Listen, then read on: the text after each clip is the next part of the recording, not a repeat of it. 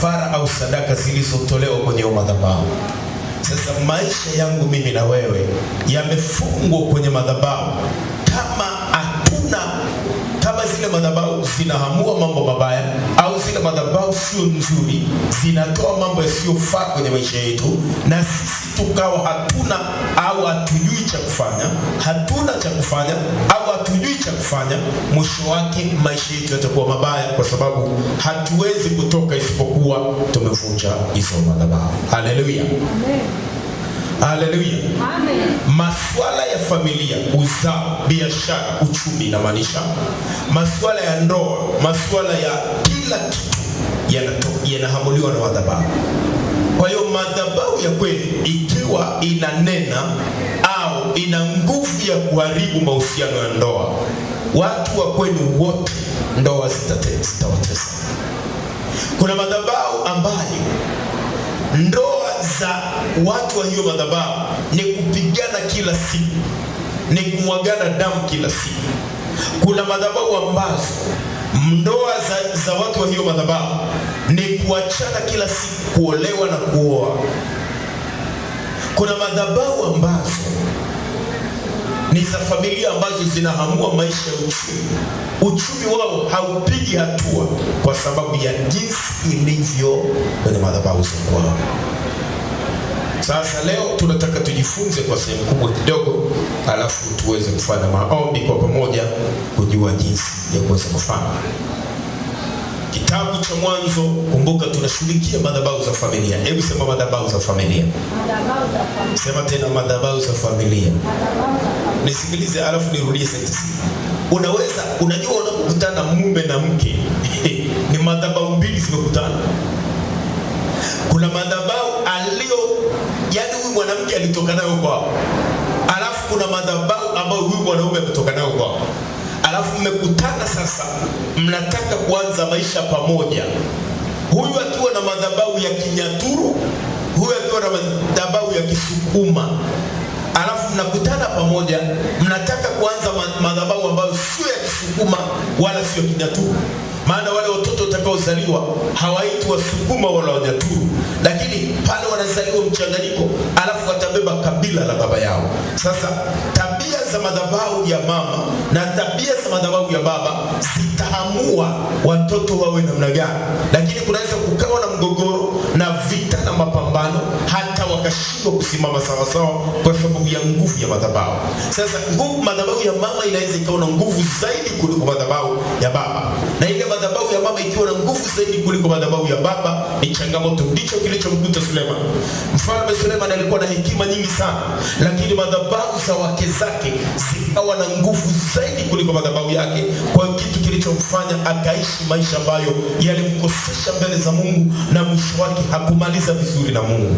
Alianza vizuri na Mungu, lakini hakumaliza vizuri na Mungu kwa sababu ya madhabahu za wake zake. Ukipata mchumba, ukipata mwenzi wa maisha, kitu cha kwanza cha kupiga ni madhabahu ya kwao. Bwana asifiwe sana. Kama unataka ukae salama, piga madhabahu ya kwao kwanza. Lakini kama hujapiga madhabahu ya kwao, manake ni madhabahu ya kwao ya kwako plus ya kwao. Alafu zinapokutana inatokea collision. Alafu unakuja kutafuta kazi, mfano umekuja kufanya biashara Meru. Wewe ni Mdendeule au ni nani? Ni Msonjo au ni Msigua. Umekuja huku Arusha kuja kufanya biashara. Unapokuja huku unafanya biashara kwenye ardhi ambayo tayari ina madhabahu. Sasa usipoipiga hiyo madhabahu ukaishinda, I'm telling you, ile madhabahu ya kwako itapigana na hii madhabahu, na ikiwa dhaifu ile ya kwako utamezwa. Bwana asifiwe sana. Hebu sema kila madhabahu ya kipepo iliyokamata maisha yangu kwa jina la Yesu ninaamuru ianguke leo. Iachie maisha yangu kwa jina la Yesu. Kwa jina la Yesu. Kwa jina la Yesu. Kwa jina la Yesu. Najua tumetoka mahali na Pastor Daudi mbali sana. Sasa naona Pastor Daudi sio amezidiwa, sio ni madhabahu nayo. Tumetoka mahali tumechoka sana. Tumetoka mahali mimi na yeye tumechoka sana. Na hili nikamwambia lazima nifike kanuni leo nipige kazi. Sema amen. Amen. Nimetoka mimi na yeye na mke wangu. Sasa tumechoka sana. Lakini kamwambia mama, wewe pumzika, maana wewe una kazi ya kufanya madhabahu, mimi ndio naye kazi ya kufanya. Hebu sema kwa jina la Yesu, kila madhabahu iliyokamata uchumi wangu, iliyokamata mahusiano yangu, iliyokamata familia, leo naiamuru ivunjike vipande vipande kwa jina la Yesu aliye hai, kwa jina la Yesu aliye hai, kwa jina la Yesu aliye hai, kwa jina la Yesu aliye hai. Yesu makofi yako mazuri. Mimi nimetoka naendesha gari usiku kucha, naendesha gari mpaka nimefika, na bado niko vizuri. Naweza kupiga mapepo ya Kimeru na yakakimbia kwa jina la Yesu, na ile kipari na ile kisukuma na ile kichaga yakakimbia kwa jina la Yesu. Hebu sema, kila roho inafuatilia maisha yangu iachie maisha yangu kwa jina la Yesu aliye hai. Kwa madhabahu ile familia inaweza ikaamua maisha ya watu wa familia yaweje, waweje, waoleweje, elimu yao ishie wapi, wawe na uchumi wenye nguvu kiasi gani. Ndio maana unaweza kukuta watu wamesoma sana, lakini waliposoma wakamaliza masomo yao wamerudi kuwa wakulima na hawana kitu chochote kwenye maisha yao, lakini vyeti vyao ukiviangalia unastaajabu kwa nini hawana kazi. You get flabbergasted. Kwa nini mtu huyu ambaye ana performance za namna hii kwenye result yake ya kwanza, ya pili, ya tatu, amemaliza mwaka wa kwanza, wa pili na wa tatu, ile description ya matokeo yake inayoonyesha performance zake ni kubwa, lakini hana kazi. Oh my God. Yaani amesoma na uwezo mkubwa sana, akatumia miaka yake mingi sana kusoma, lakini leo amemaliza hana kazi. Nini kimeleta shida? Madhabahu ya kwao inazuia. Yaani ni mwanamke mzuri sana, mwenye sifa za kila namna, lakini hakuna kumuoa kwa sababu madhabahu ya kwao inapigana naye, inapingana ile ilisema huyu hawezi kuolewa. Ni kijana mzuri, handsome, ana pesa lakini haoi. Mpaka wazazi wanajiuliza, huyu kijana wetu ana shida gani? Kumbe kijana hana shida, shida ni madhabahu ya kwao. Kuna watu wana fedha lakini magonjwa yaishi kwao, kwa sababu madhabahu ya kwao ndio inayoamua maisha ya mtu huyu. Kwa uchumi wako unaishia, fedha yake anapata, anafanya kazi anapata fedha, lakini ile fedha akishaipata inaishia kwenye magonjwa, kununua madawa, kulipa madaktari, kufanyaje, na pesa inaishia hapo, kwa sababu madhabahu ya kwao inaamua yeye aishi namna gani, awe mtu wa namna gani, awe mtu wa taswira ipi, aishije, uchumi wake uweje. Hebu sema shindo kwa jina la Yesu.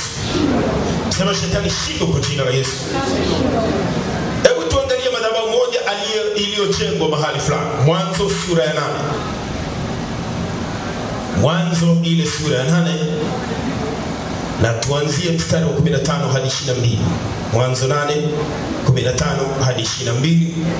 Biblia inasema hivi: Mungu akamwambia Nuhu akasema, toka katika safina wewe na mkeo na wanao na wake za wanao pamoja nao, utoe pamoja nawe kila kilicho hai, kilicho pamoja nawe chenye mwili, ndege na mnyama, na kila kitambacho chenye kutambaa juu ya nchi, wajaye katika nchi, wawe na uzazi, wakaongezeke katika nchi.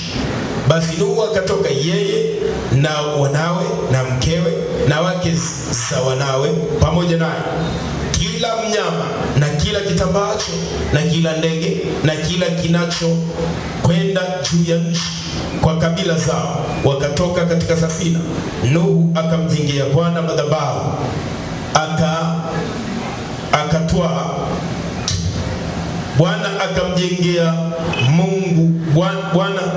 Nuhu akamjengea Bwana madhabahu, akatwaa katika kila mnyama aliye safi na katika kila ndege aliye safi, akavitoa sadaka za kuteketezwa juu ya madhabahu. Bwana akasikia harufu ya kumridhisha. Bwana akasema moyoni, sitailani nchi tena baada ya haya kwa sababu ya wanadamu, maana mawazo ya moyo wa mwanadamu ni mabaya tangu ujana wake, wala sitapiga tena baada ya hayo kila kilicho hai kwa kama nilivyofanya. Muda nchi dumupo, majira ya kupunga, majira ya kupanda na mavuno, wakati wa baridi na wakati wa hari, wakati wa kaskazi na wakati wa kusi, mchana na usiku havitakoma. Bwana asifiwe sana. Biblia inasema Nuhu alipotoka kwenye safina, Mungu amemwambia toka. Alipomwambia toka wewe na ndugu zako, toka wewe na mkeo na watoto wako na wake za wanao. Nuhu alipotoka, kitu cha kwanza akatengeneza madhabahu. Ile madhabahu Nuhu aliyotengeneza haikuwa ya taifa, ilikuwa ni madhabahu ya kifamilia ambayo yeye ataitumia kufanya relationship au kukutana na Mungu wake kwa kumfanyia ibada. Kwa alipojenga ile madhabahu, angalia kitu alichofanya. Alitoa kila mnyama aliye safi, which means that kila mnyama aliyekuwepo duniani siku hizo ambaye alikuwa ni safi, Nuhu alimtoa kuwa sadaka juu ya madhabahu aliyomjengea Bwana. Ile madhabahu aliyojenga ilikuwa ni madhabahu ya kifamilia ambayo inahamua maisha ya watu. Alipoijenga ile madhabahu, aliona hawezi kuijenga tu akaiacha bila sadaka. Bali alitoa sadaka juu ya madhabahu ili ile madhabahu ipate nguvu ya kuamua maisha yake, ipate nguvu ya kuamua maisha ya familia, ipate nguvu ya kuamua maisha ya watoto wake, ipate nguvu ya kuamua maisha ya kizazi.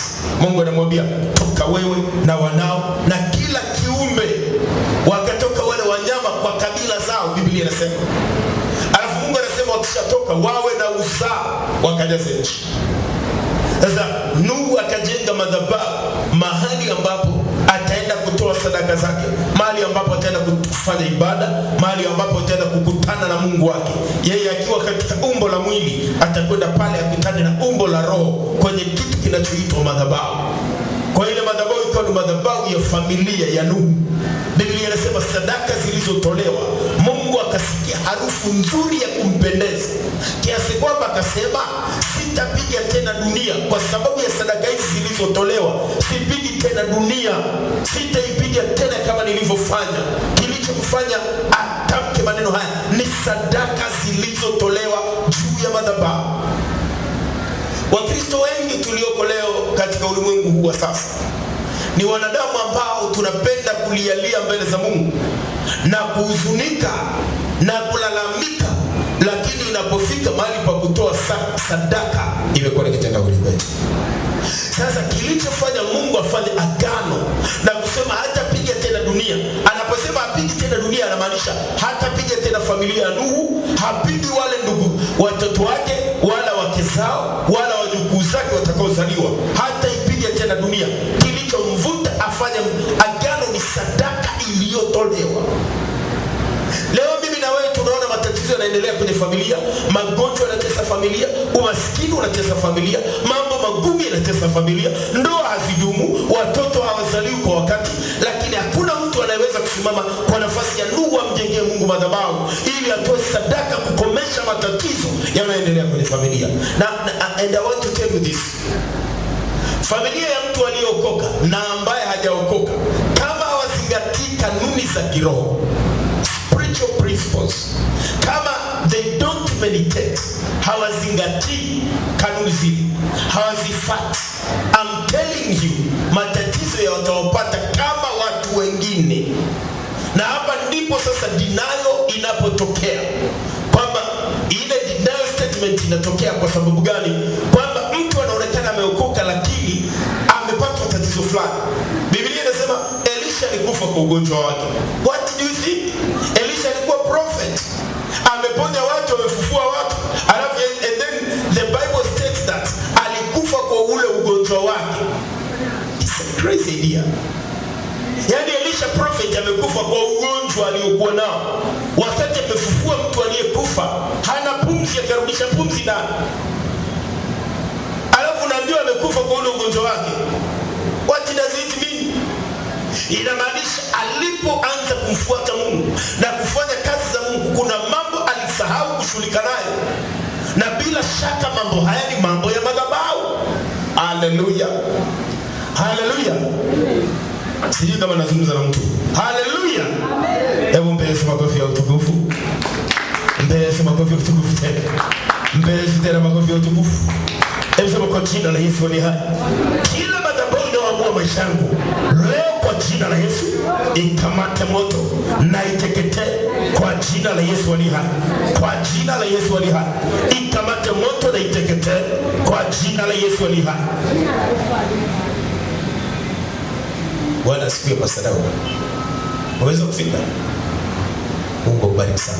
Kwa najaribu kuambia hawa kuna mahali tumetoka mbali sana, sijui kama unaweza kuhudhuria kwa sababu sikawa tena na wewe kwamba labda madhabahu inakuzuia huko. Na leo tunashughulikia madhabahu. Yesu makofi ya utukufu. Yesu makofi ya utukufu. Haleluya. Kwa hiyo madhabahu inahamua maisha ya watu kulingana na jinsi hiyo madhabahu ilivyo. Madhabahu tunaweza kusema ni general map, ni ile ramani ya jumla ya familia, kwamba huyu atakwenda hivi na ataishia hapa, huyu atakwenda hivi mpaka hapa na atakwamishwa na nchi, alafu akifika hapa atashindwa kabisa na kifo chake kitatokea hapo. Yani madhabahu inahamua maisha ya watu, inahamua waishije, inahamua waanzeje maisha na waishie wapi, inahamua waugue magonjwa namna gani, inahamua maisha yao kiuchumi yakaeje. Unaona Mungu alivyotengea Mungu madhabahu. Hii madhabahu aliyojenga haikuwa ya taifa, ilikuwa ni madhabahu ya kifamilia. Kwa sababu kipindi kile gharika ilipotokea, familia iliyobaki ni ya Nuhu peke yake. Sasa alipojenga ile madhabahu, ni watu gani waliendea ile madhabahu? Kwa sababu tulisema madhabahu ina watu wa madhabahu na ina kuhani wa madhabahu, alafu ina kafara ya madhabahu. Ni nani aliyetoa kafara kwenye madhabahu? Bila shaka ni Nuhu na watoto wake. Bila shaka ni Nuhu mwenyewe ndiye alikuwa kuhani wa ile madhabahu. Bwana asifiwe sana. Na ile madhabahu ilikuwa inadumisha mahusiano kati yake na Mungu, kati yake na familia yake, kati yake na ndugu na watoto wake na watoto wa watoto wake. Kwamba Mungu alipotolewa sadaka tu kwenye ile madhabahu, akasikia harufu akasema sipigi tena dunia. You know what? Mungu anapokupa fedha au Mungu anapokufungulia mlango, huwa anakujaribu akuangalie moyo wako utafanya nini. Hasa wakati umemuomba Mungu kwa muda mrefu sana, wakati unapoona mambo yaendi sawa sawa, Mungu anakungoja ufikie madhabahu, umwambie Mungu nafanya kitu hichi, I want to give you this, nataka kukutolea hichi. Kuna watu wengi walitoka kwenye magonjwa wakapona kabisa kwa sababu walimwambia Mungu, ukiniponya nitakutumikia. What do you think? Mimi mke wangu aliteswa na magonjwa mengi sana, aliteswa na adui sana, lakini Mungu kwa kuwa alimtoa awe mke wangu, Mungu akamponya ili anisaidie mimi aweze kukaa na mimi salama, akae salama, maisha yake yakaokolewa, kwa sababu ana kazi ya kufanya kwa ajili ya mtumishi wa Bwana. Sema amen. Mbele kwa makofi yako mazuri sana. Nataka nikwambie hivi, sadaka unazozitoa zitaamua Mungu afanye nini kwenye maisha yako. Lakini kama huna utaratibu wa kumtolea Mungu, unaendaga mbele za Mungu kilialia, my friend, hakuna kitu ambacho kinaweza kutokea. Kwa sababu zile madhabahu zilizofunga maisha ya watu kifamilia zina sadaka, zina kafara. Unaona Nuhu, kilichomfanya Mungu arespond sio madhabahu, kilichomfanya Mungu arespond ni sadaka iliyotolewa. Biblia inasema Mungu akasikia harufu nzuri ya kumpendeza kupitia ile sadaka iliyotolewa. Kilicholeta uadui kati ya Habili na Kaini ni sadaka. Kilichofanya Habili akubalike na Kaini akataliwe ni sadaka. Sasa kama Mungu anaweza kumkataa Kaini ambaye ni mtoto wa Ibrahim, mtoto wa kwanza, mtoto wa Adam, mtoto wa kwanza kabisa, na Mungu akamkataa, akamkubali Habili kwa sababu ya sadaka, unaweza kuona sadaka ina uzito mkubwa katika ulimwengu wa roho.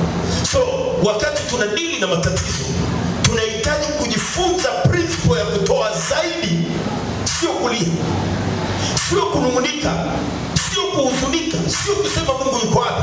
Mungu yuko wapi unamtafuta kwa nini? Ni sadaka kiasi gani uliitoa ili kumuita Mungu aje? What do you think? Unafikiriaje kuhusu watu ambao maisha yao hawajifikiri wao, wanafikiria kuhusu kazi za Mungu? Unafikiriaje juu ya watu kama hao? Alafu unamuomba Mungu upate pesa ili ukafanya kitu fulani hivi kumkomesha fulani ambaye anakusumbua. Mungu anataka kila anachokupa apate faida. Mungu wetu sio Mungu wa hasara. Yaani Mungu akupi wewe ili accumulate. Just think. Hebu fikiria, unamwomba Mungu atakupa milioni 50 leo alafu ukafa kesho. Anakupa milioni 50 million today, and then tomorrow ukapelekwa to the burial ground, or you are taken to the what? To the grave. Ukapelekwa kwenye eneo la maziko pale, ukazikwa kwenye kaburi.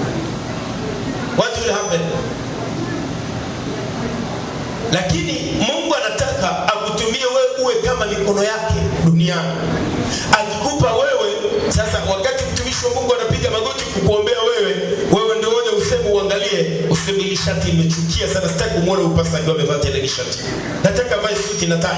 Wewe ndio unahamua. Yaani you decide on behalf of God. Alafu Mungu anakuwa amenifikia mimi kupitia wewe. Lakini Mungu anapokupa wewe pesa, ukaenda ukaficha chini ya godoro, ukaanza kufikiria maisha yako tu, Mungu hauiradhi na wewe, hakufurahii. Lakini pale unapotoa, unalazimisha Mungu azidi kugenerate every day income kwako. Na watu wengi hawajui jambo hilo. Haleluya. Sasa hii ni kutokana na madhabahu za familia zilizojengwa. Madhabahu zilizojengwa kwenye familia walikuwa wakitambikia mizimu na mashetani. Na hakuna mtu aliyesimama kama Gideoni kuvunja madhabahu. Kilichotesa familia ya Gideoni ni madhabahu ya kwao. Haikuwa shida, ni madhabahu ya familia aliyokuwa nayo baba yao. Watu wanaishi kwenye mashimo, wanateseka. I'm telling you, Mungu alikuwa na mpango na Gideon, lakini Gideon alisuffer consequences kutokana na decision aliyoifanya baba yake. Sasa mimi na wewe tuko hapa leo tunamwomba Mungu kwa ajili ya maisha yetu, lakini if we don't think about altars, hatufikiri kuhusu hizo madhabahu, my friend, we are gone. Hatuwezi kutoka mahali popote. Kuna mambo nilipambana nayo hayakuniachia. Unaombea watu wanafunguka, lakini unashangaa mambo yako yanapata stagnation. Unashangaa mapepo yanafikia watu wa nyumbani kwenu. Unajiuliza, hivi mtu wa nyumbani kwangu anapagawaje na pepo wakati mimi namuomba Mungu na nawaombea? Kuwaombea sio tatizo, shida ni madhabahu. Yaani ili wafikiwe lazima kuwe na connection, kuwe na junction ambayo inawaunganisha, ambayo inaitwa altar. Sema madhabahu za kipepo kwa jina la Yesu Kristo zianguke na ziachie familia kuanzia sasa kwa jina la Yesu aliye hai. Hebu tuangalie tena madhabahu ya pili ya mtu ambaye anaitwa Ibrahim. Tusome kitabu kile cha Mwanzo 12 mstari ule wa 7. Hii ni madhabahu nayo ya familia. Mwanzo 12 mstari wa 7. Tumeshaona madhabahu ya Nuhu ambayo ilikuwa ni madhabahu ya familia. Mwanzo 12 mstari wa 7 inasema, Bwana akamtokea Abrahamu akasema, uzao wako nitawapa nchi hii, naye huko akamjengea madhabahu Bwana aliyemtokea. Uzao wako nitawapa nchi hii. Aliposikia neno hilo akamjengea Bwana madhabahu. Unaelewa vizuri? Yaani aliposikia Mungu alipomtokea tu akamjengea madhabahu on the spot. Kwa sababu Mungu ameweka agano naye. This is covenant. Na hii covenant inahitaji kutunzwa. Na ili itunzwe lazima kuwe na mahali ambapo ni mahali pa kukutana. Mahali pa kukutana kati ya ulimwengu wa roho na ulimwengu wa damu na nyama panaitwa altar, panaitwa madhabahu. Ile madhabahu unapoitengeneza ni mahali unakutana na Mungu aliyekupa wewe agizo fulani, aliyeagana na wewe jambo fulani. Ibrahimu akamjengea Mungu madhabahu aliyesema kwamba, yule Mungu aliyesema kwamba uzao wako nitawapa wewe na uzao wako nitawapa nchi. Sasa wewe Mungu anaweza kukutokea, lakini you don't understand if God has come to you. Anakutokea katika ndoto, anakuonyesha ukiwa bosi katika ofisi fulani, alafu ukiamka asubuhi huharakishi kupeleka sadaka madhabahu. I want to tell you this, hata kama hakuna mtu hapa, funga sadaka yako vizuri, iweke hapa madhabahu.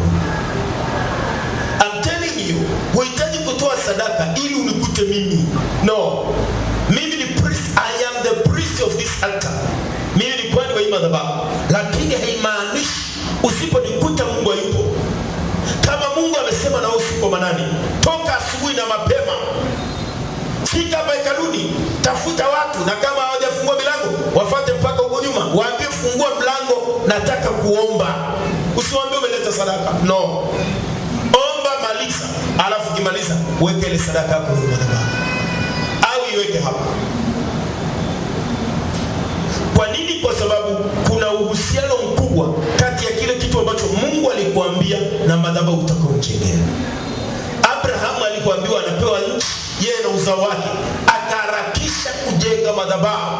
Na hakuna madhabahu bila sadaka. Wewe unalala usiku umemwomba Mungu akupe mchumba, ukaota Mungu amekupa mchumba. Kwa sababu tunaomba vibaya lakini Mungu atatujibu tu. Ukaota Mungu amekupa mchumba ndio, lakini ukwenda kutoa sadaka. How will it survive? Ita survive.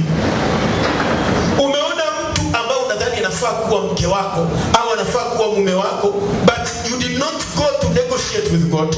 Unaamua tu wewe mwenyewe kumapproach, lakini kuamua kuongea na Mungu na kutoa sadaka kabla kumapproach, kabla kumsogelea. This ndio maisha tumekuwa tukiishi. Lakini zamani za kale watu waliotembea na Mungu hawakwenda hivyo. Bwana asifiwe sana. Bwana asifiwe sana. Hebu sema, kila madhabahu iliyofunga maisha yangu nitaivunja kwa jina la Yesu aliye hai.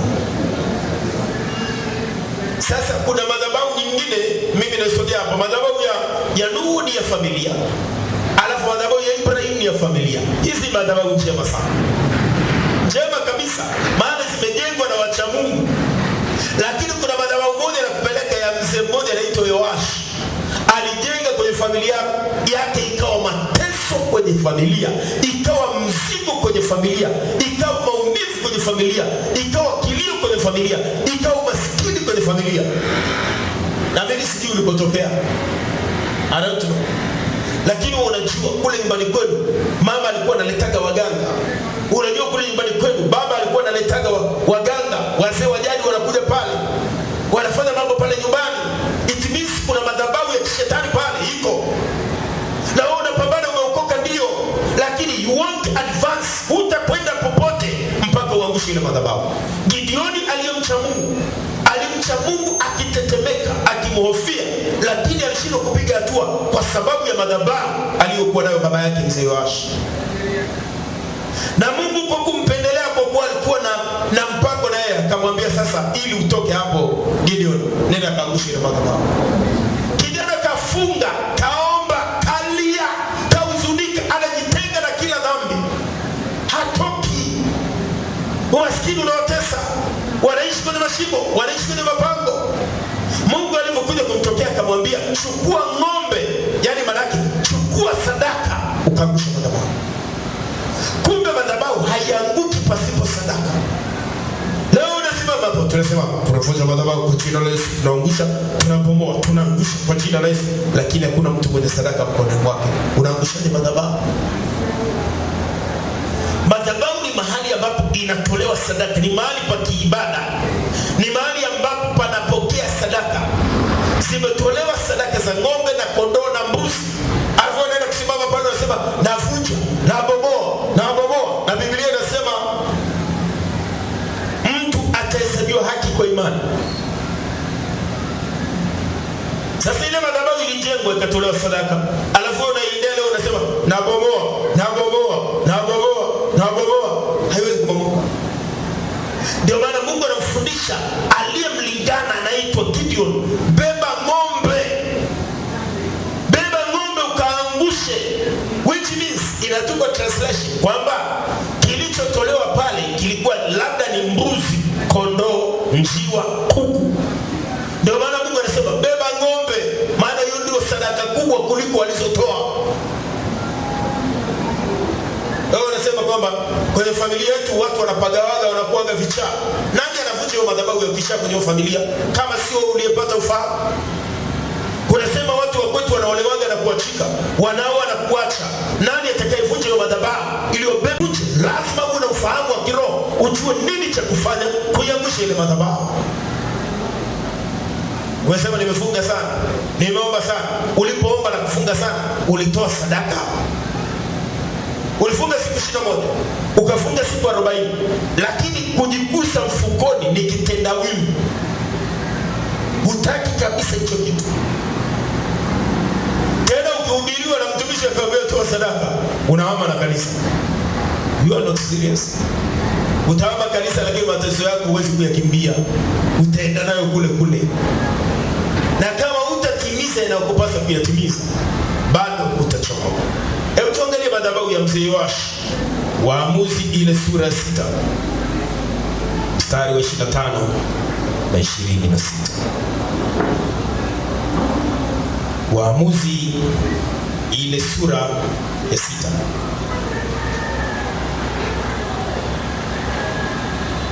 mstari ule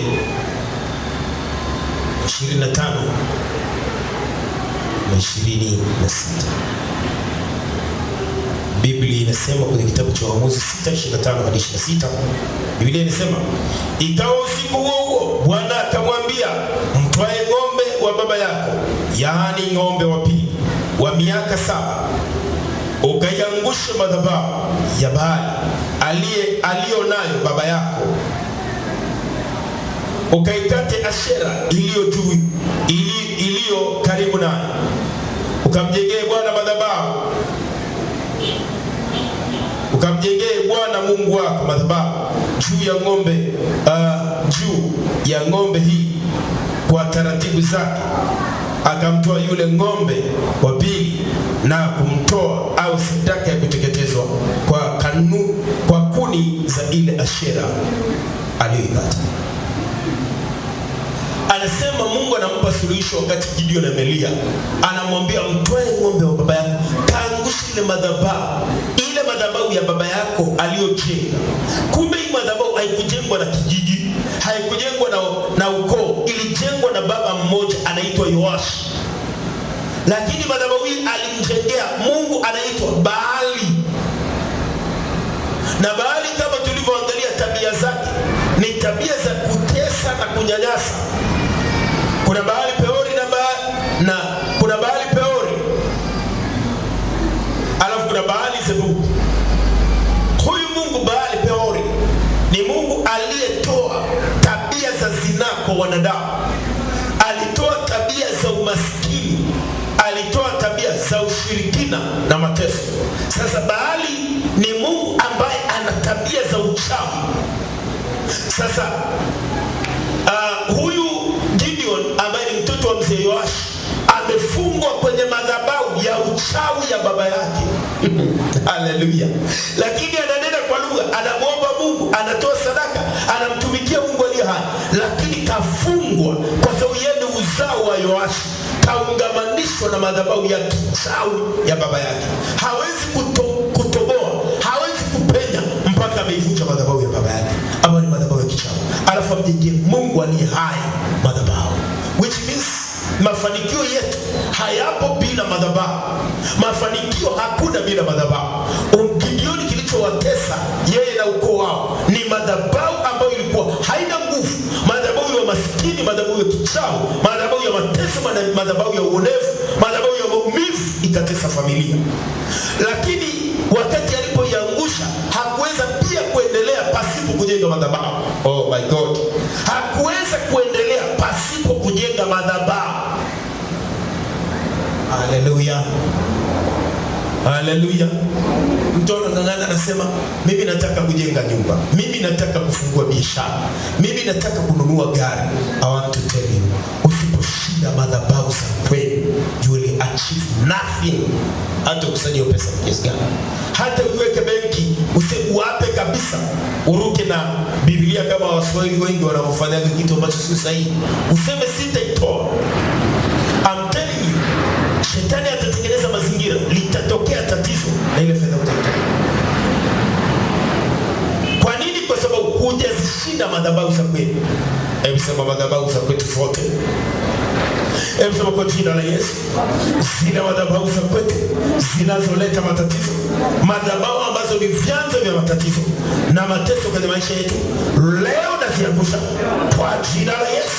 Sema naziangusha kwa jina la Yesu aliye hai. Hizo madhabahu za kipepo, za kishetani, za giza, za magonjwa, za umaskini, za uzinzi, za ukahaba, naziangusha kwa jina la Yesu aliye hai. Kwa hiyo watu wengi wameshindwa kupenya, sio kwa sababu hawana upako. You can have anointing, brother. Unaweza kuwa na upako. Unaweza kunyeshea kikombe kidole hivi kikapasuka katikati kuanzia juu mpaka chini, but huna keshi. Watoto wako wamerudishwa nyumbani, hawana ada. Unafukuzwa kwa nyumba uliokodisha. Unatolewa vitu nje, lakini unafunga na kuomba. Kwa sababu shida sio wewe kuomba, shida ni madhabahu ndio inaoamua maisha yako. Na wakati unapokuwa umeolewa na mwanaume ambaye madhabahu za kwao zina shida za kishirikina, ni kitendawili. Ukioa mwanamke ambaye madhabahu za kwao zina ushirikina, ni kitendawili. I know what I'm saying. Mimi nimeoa na naishi na mwanamke. Bwana asifiwe sana. Lakini kila siku zinapigwaga kwenye ulimwengu wa roho. Bwana asifiwe sana. Bwana asifiwe sana. Amen. Bwana asifiwe sana. Amen. Madhabahu za giza zinataka kuvunja ndoa. Madhabahu za giza zinaleta matatizo ya ndoa. Madhabahu za giza zinaleta mafarakano. Kuna saa inakosekana chakula. Mama akikukata jicho hivi unataka kumzaba kibao. Lakini yote ni madhabahu. Unaelewa nachosema? Yaani haifai kabisa mtu anayemtegemea Mungu akose chakula. Never. Biblia inasema kama ninyi ambao ni waovu mnajua kuwapa watoto wenu vipawa vyema, iweje Baba yenu wa mbinguni ashindwe kuwapa ninyi vipawa vyema? Which means kwamba mpango wa Mungu sisi tunapomtegemea anakuwa provider wa kila kitu. Na ile mapepo yanasimama pale, yanasema sawa, umeshinda, umepiga uchawi umeushinda. Ndio, umeshinda magonjwa. Ndio, umepambana sawa. Tutaangalia hapo mfukoni kama utakuwa. Haleluya. Haleluya. Hakuna uchawi bila madhabahu. Unataka kushinda uchawi, piga madhabahu. Unataka kushinda mapepo yanayotesa familia, piga madhabahu. Bwana asifiwe sana. Nisikilize, mimi nilipookoka baada ya kumjua Mungu, mapepo yakaanza kuvamia watu kule familia. Of course nilimuomba Mungu anitambulishe kwenye familia, maana walikuwa wananiletea dharau.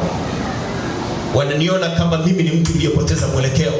Kwa hiyo wakawa wanapagawa mapepo watoto wa baba mdogo, baba mkubwa, wapi, ndugu zangu, lakini mimi nikawa nawaombea na mapepo yanatoka nakimbia. Lakini kiuhalisia yale mapepo yalikuwa yanadhihirisha resistance ya madhabahu za familia. Nilipojua madhabahu ilipokuwa mahali walipokuwa wanachinjia mbuzi zao, nikapata maelekezo ya namna kwenda kuivunja. Nikafika pale usiku wa manane. Nikafika pale nikarusha chumvi, nikamwaga maji, nikamwaga mafuta, nikasema nimezivunja madhabahu za hii familia kwa jina la Yesu aliye hai. Azilizotumikiwa na fulani na fulani na fulani. Nikamtaja babu na baba. Babu wa kwanza, babu wa pili na baba. Ilipofika kwenye ile eneo ambalo lilikuwa na madhabahu ambao ndio walikuwa wanachinjiaga kondoo na mbuzi, na familia nzima wanakuja kukaa pale wakila, nikavunja hii madhabahu ya Baali. Wakasema ni Gideon mwana wa Yoashi. Haleluya. Yule mtoto wa Yoashi ndiye kavunja hii madhabahu. Wanasema mleteni tumuue. Baba yake akasema huyo Mungu ambaye, huyo Baali ambaye hana nguvu ya kulinda madhabahu yake inavunjwa na mtu mmoja. Huyu ni Mungu wa namna gani? Huyu ni Mungu wa namna gani ambaye madhabahu yake inavunjwa na mtu mmoja na yeye anaona na wala hamwadhibu?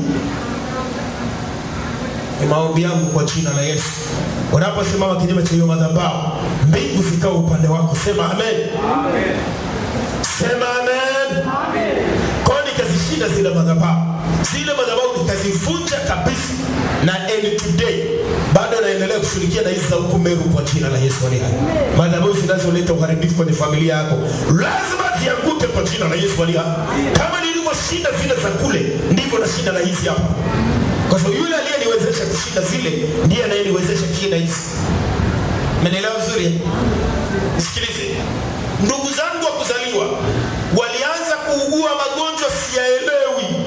I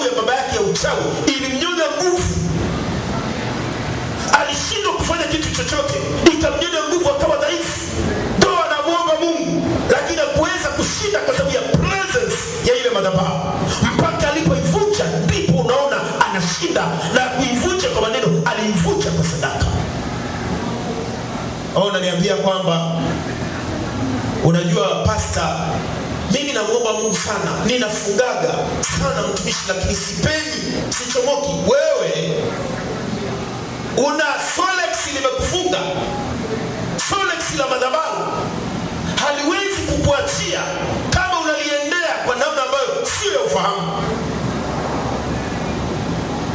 Utaona wenzako wakimiliki nyumba, utaona wenzako wakimiliki magari, utaona wenzako wakimiliki mambo mazuri ya maisha, lakini want na utabaki na wokovu. Alafu utakufa kama Lazaro, taenda mbinguni, sio okay.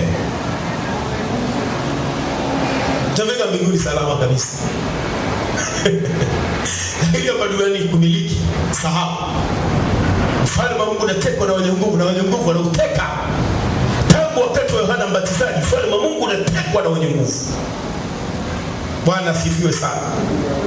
Yaani lazima unafike mahali ukubali kubeba roho ya simba wa kabila la Yuda.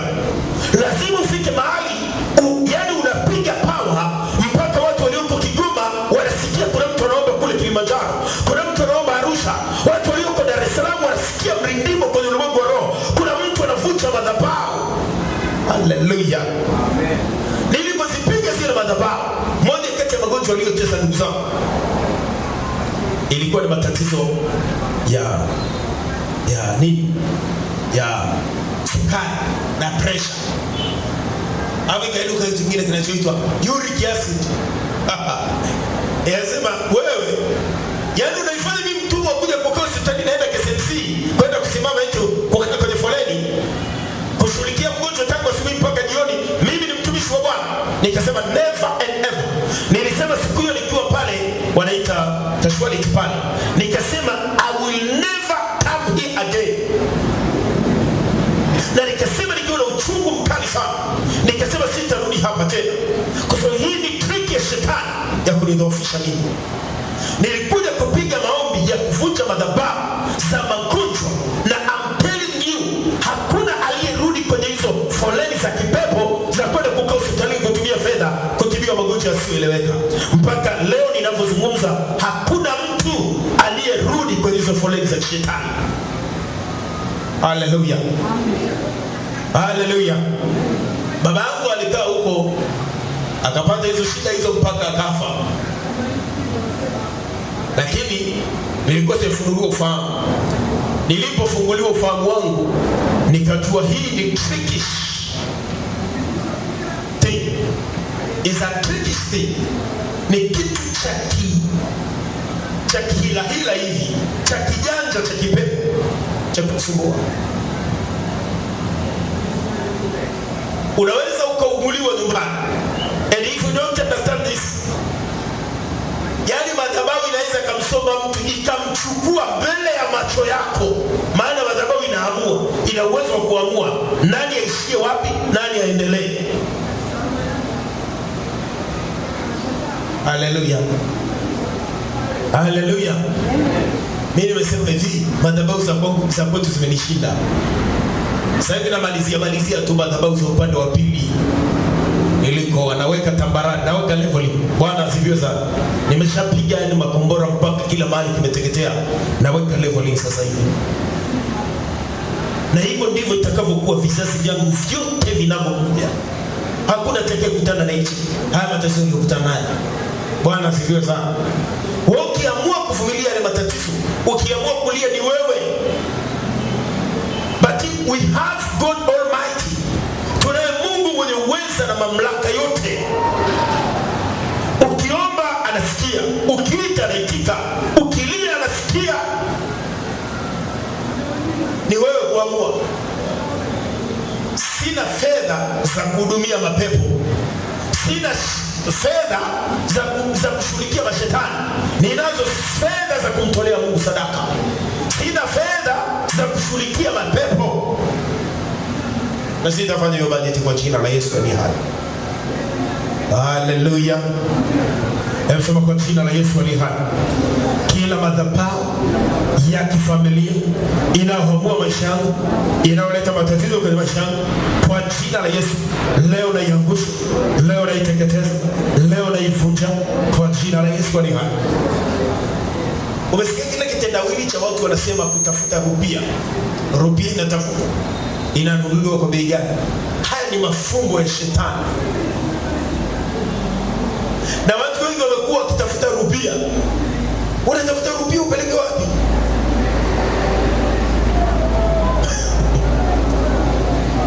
Eti inatafutwa. Hebu itafuta alafu ukipata uangalie kama utapata pesa. Ni kitu adimu sana kwa sasa. Lakini shetani anataka kuwafunga watu kwenye shughuli ambazo hazina maana. Wawe na imani ambazo haziwezi kuwasaidia. Waache kumwamini Mungu aliye hai, wataamini katika ufanikiwa kwenye rupia. What is rupia? Pesa ya Mjerumani inatusaidia nini? What have we got to do with it? Sijui ilitengenezwa kwa shaba, it's okay. So tuitafute wapi sasa? Ina kitundu katikati, it's okay. Au unaweza kukuta unaitafuta hivi, unaenda pale makaburini kwenu pale, unaikuta iko pale, imerushwa pale, na wewe unasema Mungu amenikumbuka. Wewe kumbe imeletwa pale kwa ajili ya kufunga purposely, kufunga uchumi wenu. Bwana asifiwe. Fedha kwenye maisha ya familia inahamuliwa na madhabahu. Ndoa kwenye familia inahamuliwa na madhabahu. Mahusiano, kazi, swala la elimu linahamuliwa na madhabahu. Madhabahu itakavyoamua ndivyo watu watakavyokwenda. That's why it is important for you to pray. Na hiyo tunahubiri jumbe nzito sana kwenye hii madhabahu. Lakini the problem is how to inform people. Watu wenye redio wanawini sana. Maana wao wakitangaza tu wakisema kesho tunashughulikia kifungo cha madhabahu ya familia inayotesa familia, inatesa familia, watu hawajaolewa, watu hawajaoa, watu wana watoto. Shida ni madhabahu. Uchumi uko sawa kwa sababu ya madhabahu. Watu wanapata mateso kwa sababu ya madhabahu. Kila mtu aliko anasikia hili tangazo kupitia redio. Njoo siku ya ibada, wamejaa wamefurika mpaka kule nje, hakuna mahali pa kukaa. Lakini kwa William unapiga kelele na watu 10 na watu hawezi kuambia hata watu kuwaita. Sasa hivi kwa jina la Yesu, Mungu atawasaidia na madhabahu za mji zinaanguka mbele yenu. Sema amen. Amen. Sema amen tena. Amen. Kwa hiyo maisha jinsi yalivyo, maisha yako yameathiriwa kwa kiwango kikubwa sana na madhabahu ya familia. Je, familia yenu ilikuwa na mcha Mungu tangu hapo? Baba yako, jiulize maswali mawili tu ya msingi. Baba yako alimcha Mungu? Hapana. Mama yako alimcha Mungu? Hapana. Yuko hai au alishakufa? Haijalishi yuko hai au alishakufa. Kama kumcha Mungu, ile madhabahu inahamua maisha ya watoto wake. So, ili kutoka hapo, piga ile madhabahu fire. Piga makombora, isambaratishe, ivunje kama Gideon alivunja madhabahu ya baba yake, ndipo akawa free. Madhabahu ya baba yake Gideon, madhabahu ya Baali ilikuwa madhabahu ya kichawi, ikamfunga Gideon, ikawafunga watu wa kwao, wakawa wanaishi kwenye mashimo, wanaishi kwenye mapango. Leo tuna watu wengi wanaishi maisha hayaridhishi, not pleasant lives. Yaani leo tukiamua tulinganishe na maisha kwenye mashimo, hawana tofauti. Hawana tofauti. Why? Kwa sababu madhabahu za kwao zimekamata maisha yao. I'm tired of this. Mimi nimeokoka mpaka naishi maisha ya kitumishi. Nilipiga madhabahu za kwetu nikazishinda. Nikaoa mwanamke. I'm sorry, nasema hii sio kwa nia mbaya. Nikaoa mwanamke, nikaingia kwenye kifungo kingine cha madhabahu. Na ile madhabahu ya kwao, Biblia inasema hivi, alichokuunganisha Mungu, wanadamu wasitenganishe. Asio wawili tena ni mmoja. Kwa ile madhabahu ya kwao itaanza kunishughulikia. Nilikuja mpaka kulala hapa kanisani. Nilitoka nayo na mateke. Yaani mpaka nije nifunguke kujua ni kitu gani kinanitesa. Nilishateseka. Bwana asifiwe sana. Bwana asifiwe sana. Ndio ile unasikia mtu anasema nimeoa mwanamke nikiwa na maisha mazuri yakavurugika. Nimeolewa nikiwa nikiwa na maisha mazuri, huyu mwanaume alionioa nikavurugika, maisha yakavurugika. Kwa nini? Madhabahu umekutana nayo ni madhabahu ambayo hukuishinda, bado hujaishinda. Ukishaishinda ile madhabahu, mpenyo wako unatokea. Kuna watu wamezuiliwa na madhabahu za wake zao, kuna watu wamezuiliwa na madhabahu za waume zao, kuna watu wamezuiliwa na madhabahu za familia za kwao. Madhabahu ya baba, madhabahu ya mama imekamata maisha yao. Hebu fikiria kwa mfano, umezaliwa na baba anaitwa William Mtui, alafu unataja kwa majina ya mjomba wako kule kwa mjomba wako, unajua historia kule kwa jinsi walivyo maisha ya kwani, alafu wewe ni wa kwao, manake wewe ni wa ile madhabahu, alafu baba mwenye damu yako ni wa madhabahu nyingine. Hebu jaribu kufikiria vita itakuwa. Bwana asifiwe sana. Bwana asifiwe. Sasa nikiwaambia nendeni nyumbani mkatafute sadaka, mtasema pastor bwana anataka hela. Nisikilize nikwambie, Gideon akushinda madhabahu mpaka alipo kuona sadaka mkono. I want to tell you this. Mimi Mungu hawezi kuniacha siku moja nije nikalie niseme nipeni madhabahu, nipeni sadaka jamani, leteni sadaka hapa ili mimi nikaishi. No. What happened that? Haitakaitokea. Lakini kadiri ya jinsi utendavyo haki, utahesabiwa haki kwa matendo yako. Lakini usipotenda haki, dhambi na kungojea mlangoni kama Kaini alivyoambiwa. Huwezi kushinda madhabahu kwa kuzungumza tu. Lazima uwe na kitu cha kiroho cha kushinda madhabahu.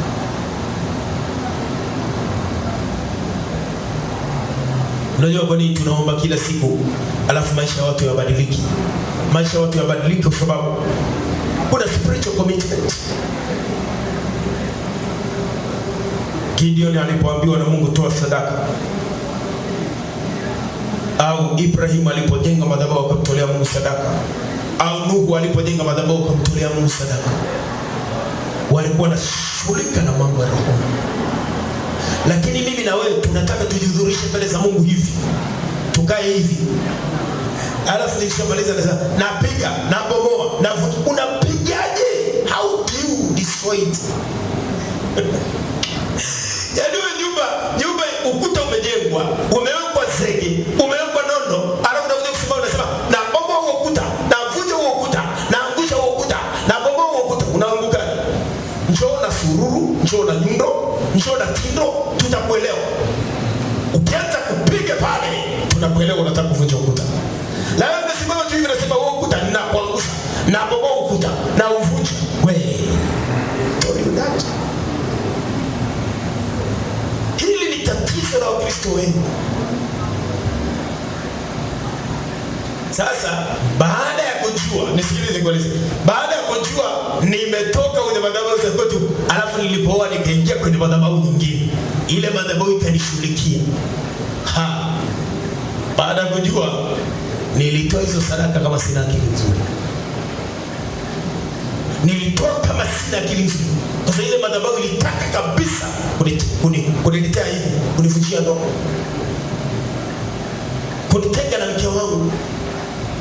Lakini niliipiga na imepigika. Niliipiga kama ngoma. Bwana asifiwe sana. Na naendelea kusawazisha. Sasa hivi nafanya level. Wachawi wote wanajua wako chali wote. Kila madhabahu za giza zina wachawi waliozunguka hiyo madhabahu.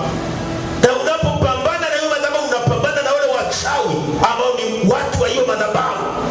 Wanakupiga vita wewe. Hakuna mganga anayeloga bila madhabahu. Hakuna mchawi anayeloga bila madhabahu. So unapoona uchawi umekamata maisha, au unapoona mtu karushwa mapepo kwenye familia, kuna madhabahu ilihusika. Na hiyo madhabahu ni ya kishetani. Unapoona kuna ndoa imevunjika, Mungu alisema sio vema huyo mtu akae peke yake, okay? Anasema Mungu anachukia kuachana. Sasa shetani ikiwa anajua Mungu anachukia kuachana, anatengeneza mazingira ya watu kuachana ili wawe hawafai mbele za Mungu. Na ili hayo yatokee, lazima madhabahu ihusike. Madhabahu ndio inaamua mtu apate kazi au asipate kazi. Madhabahu ndio inaamua mtu huyo aolewe kwenye ukoo gani, mtu huyo aoe wapi, aoe wapi. Yaani utashangaa anatokea mtu ambaye ni mtoto wa waziri, anataka kukuoa wewe, unakataa. wakati kwenu ni kijumba cha udongo. Unakataa tu, yani unamwona afai. Kwa hiyo madhabahu inaamua. Unaenda kukutana na msukuma mkokoteni, unasema sawa, hakuna neno. Umeacha mtoto wa waziri ambaye anatembelea Prado, unaenda kumkubali mtu ambaye ana ni pulkat, ni mtu ambaye anasukuma mkokoteni. My God, yani hii ni madhabahu inaamua ukae wapi usikae. Tena huyo ambaye anakuja na Prado, unaanza kusikia akili yako na kuhubiria ni Freemason. Kwa sababu madhabahu inaamua. Yule ambaye anasukuma mkokoteni anasema, asante Yesu kwa kunipa huyu mtu. Na kushukuru Mungu ulisema utalipa kufanana naye. Maskini, yani kufanana naye ni maskini kama wewe. I don't understand this. Madhabahu. I refuse this, Jesus my name. Na naikataa kabisa. Madhabahu ya kwetu haitaamua watoto wangu wasome wapi. Madhabahu ya kwetu haitaamua watoto wangu wawe nani. No, that's right. Haina hiyo mandatory power. I destroy every power carried by this altar in Jesus mighty name. Na haitaweza kuamua. Na haiwezi kuamua maisha yangu. Haiwezi kuamua mimi naanza vipi. Iliamua naanzaje. Nikaanza, nimeishtukia. Sikubali amue naishiaje. Bwana asifiwe sana. Bwana asifiwe sana. Wakati naanza maisha nilikuwa mtoto, nilikuwa sina uwezo wa kuamua kukataa. Kwa hiyo nilihamulia. Lakini now I've come to my senses. Nimerudi kwenye fahamu zangu. I don't want this altar to decide my ending. Hallelujah. Hallelujah. Hallelujah. Fikiria Mungu amekuumba huku duniani uje ukawe mke wa rais anayekuja 2000 na ngapi. Alafu na shetani anakuepesha madhabahu ya kweli naamua. Unaenda kukutana na mpiga gongo. Wale watoto waliotakiwa kuzaliwa ndani yako ambao Mungu alikusudia hawatazaliwa. Na badala yake maisha yatakuwa ni majuto every day kwa sababu ya madhabahu. Gideon anasema, yako wapi yale matendo ambayo Mungu aliyatenda? Tuliyasoma kwenye vitabu, aliyatenda, yako wapi? Mbona Mungu ametutupa? Wewe malaika unakuja hapo unaniita shujaa, unanihitaji shujaa. Mimi naikaa kwenye shimo, maana sina nyumba, mimi sina chakula. Watu wa Midiani wamekuwa wanatutesa sisi, wamekuwa mabwana kwetu, sisi tumekuwa watumwa kwao. Lakini tunamwamini Mungu aliye juu. Yako wapi yale matendo? Kamwambia malaika, kamwambia usiogope. Wewe shujaa. Wewe ni shujaa tu. Basi Gideon akamwambia naomba ukae hapa nikakuwa ndani chakula. Kile chakula alichotengeneza, Biblia inasema yule malaika alinyosha fimbo akagusa, alafu kikapotelea kwenye mwamba, alafu akatoweka. Maana yake kile chakula alichotoa kilikuwa sadaka. Do you understand what I'm saying? Alipompa yule malaika ile sadaka, ndipo Mungu anamtokea usiku. Anamwambia nenda kavunja madhabahu. Nenda kavunja madhabahu. Alipoenda kuvunja tu madhabahu, ndipo upendo unatokea na nguvu zao zinaanza kutokea tena. Wanaanza kupigana vita. Angalia Gideon anaongoza majeshi wanapigana vita. Wanashinda, wanaanza kumiliki, wanawashinda watesi wao. Lakini before that, huwezi kushinda watesi wako. Watesi wako ndio kina nani? Magonjwa. Watesi wako ndio kina nani? Kuishi maisha usiyoyataka. Yaani kila kitu kwako kinakuja like ni bahati mbaya hivi. Yaani it's like normality ya maisha. Ni kawaida ya maisha. It's a normality of life.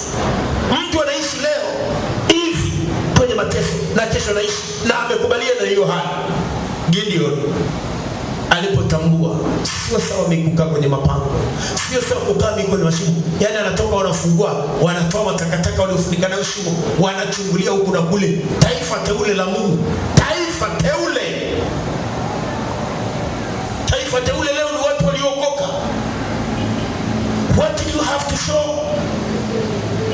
Mtu anakuja kwako hana mahali pa kulala mpaka ukamwombea kwa nyumba ya tatu ya jirani. Mtu anakuja kwako hakuna chakula and you are served. Mtu anakuja kwako unaumwa, unapungulia mashine na umeokoka. Ni issue ya madhabahu. Hallelujah. Inategemea madhabahu ya kwenu inatoa nini. Kwa sababu kile kinachotolewa na madhabahu ya kwenu huwezi kukikataa kama hujavunja madhabahu. Vunja madhabahu za kipepo walizotumikia baba, alafu tenga madhabahu ya Mungu ni hai. Na hili ni jambo la roho. Sema amen. Sema amen tena. Sema amen tena. Nasema sasa pastor, mimi nitaenda kujenga wapi madhabahu? Madhabahu iko hapa.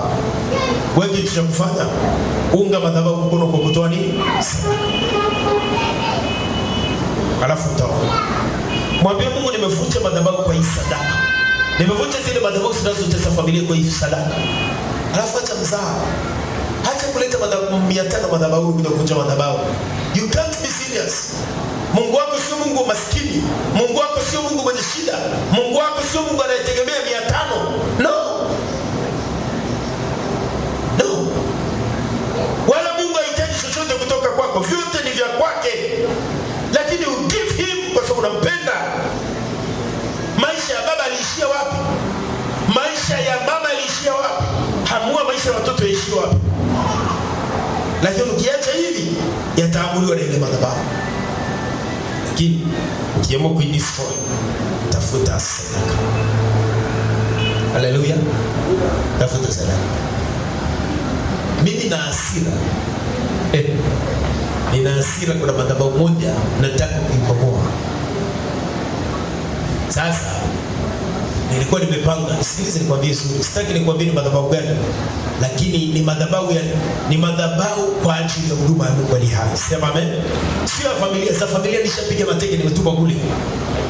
Na hii ya upande wa mke wangu ndio nafanya level, ndio namalizia, ndio nasawazisha. Level ni kusawazisha. Bwana asifiwe sana. Nimeshabomoa kila kitu, nimevunja kila kitu kiko sawa.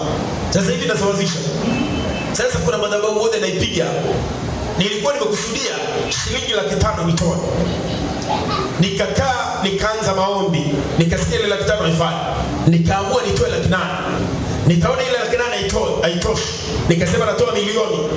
Jana nikiwa na tafakari, nikasikia sitoe milioni, nitoe 1.5 milioni. Sio madhabahu ya familia wala sio ukoo wala sio nini. Ni madhabahu tu zinazotesa mambo ya huduma kwenye hili yangu. Na inabomoka kwa jina la Yesu aliye hai. Sema amina tena. Yaani inavunjika maana hakuna aliyesimama kutoa sadaka. Mimi naenda kusimama kuvunja hiyo madhabahu. Watu wa Mungu wafunguliwe kila mahali, mpaka Kingori, mpaka wapi, kila mahali watu wafunguke. Watu wamjue Mungu aliye hai. Mmenielewa ninachosema? Alafu kwangu mimi sifikiri. Sifikiri kwamba 1.5 milioni ningenunua matofali, ningejenga. No. Mimi naubia na Mungu. Nafanya kazi ya Mungu, alafu Mungu ananipa mimi return. Ni mpaka akili yako itakapofunguka kuwa hapo. Familia unaona ndoa asikai. Ni mpaka familia yako mpaka akili yako itakapofunguka. Unaona watoto wanaishia sehemu fulani ya elimu, mpaka akili yako itakapofunguka ndio utaweza kushinda madhabahu. Not otherwise. Mimi sina hela. Hebu mwambie Mungu, mimi nataka nikutolee kesi, alafu angalia kama Mungu atashinda kukupa hiyo hela. Bwana asifiwe sana. Bwana asifiwe. Amen. Bwana asifiwe sana. Amen. Bwana asifiwe sana. Nikuchekeshe kitu. Victor alidhamiria anataka kuhubiri injili kila mahali. Anza kutafuta hela kununua speaker. Akakusudia siku alikusudia nini, akatafuta mpaka akapata 400,000.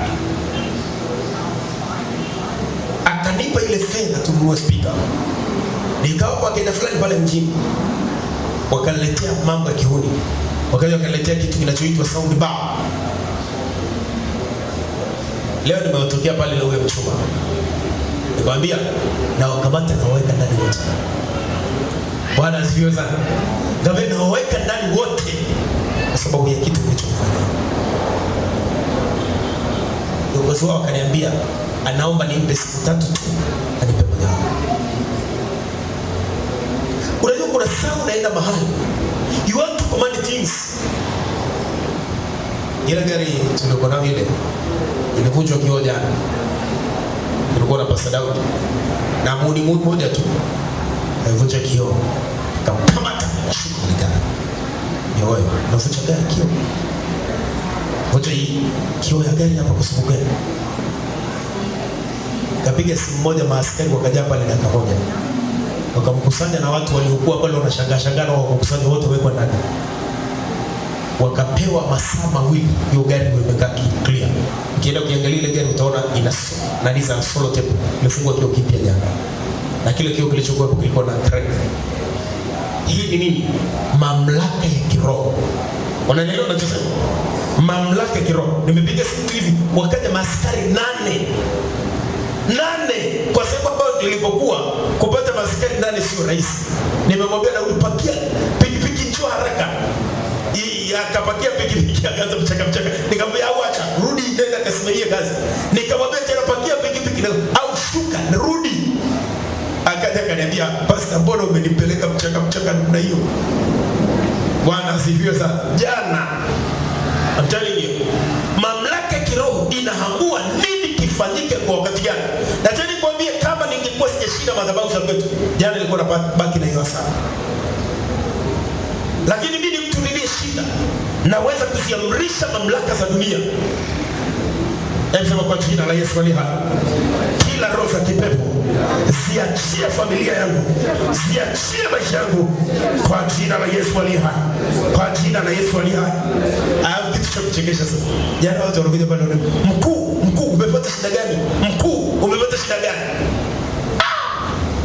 Yaani yeye hata mnifahamu na niita mkuu, ni kweli ni mkuu. Kasoro tu mkufanya hivi.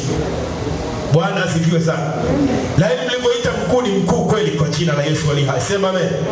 Na kuombea Mungu uwe mkuu katika ulimwengu wa roho. Kwenye familia yenu kwa jina la Yesu, na mamlaka zikutambue za kipepo, za giza, za kichawi zikutambue wewe ni mkuu katika anga la kweli. Hallelujah. Hallelujah. Hallelujah. Hallelujah. Hallelujah. Unaelewa tunasema? Nataka ushinde madhabahu za kweli, lakini shinda madhabahu za kweli kwa maarifa. Acha ushamba. Hii fedha tunatafutanga kila siku haijawahi kutosha. Haijawahi. Mimi